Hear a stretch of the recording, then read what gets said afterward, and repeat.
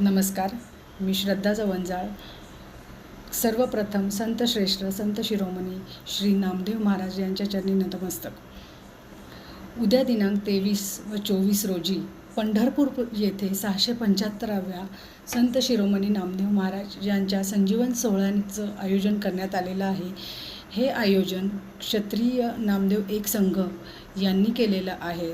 तर या कार्यक्रमासाठी देशभरातून, पंजाबमधून ते पंढरपूरपासून पंजाबमधून, अकोला, महाराष्ट्रातून, महाराष्ट्राच्या बाहेरून, राजस्थानमधून, विविध ठिकाणहून सर्व नामदेव भक्त व नामदेव समाजाची लोक या सोहळ्यासाठी उपस्थित राहणार आहे. न भूतो न भविष्यती असा हा भव्य दिव्य सोहळा आयोजित करण्यात आलेला आहे.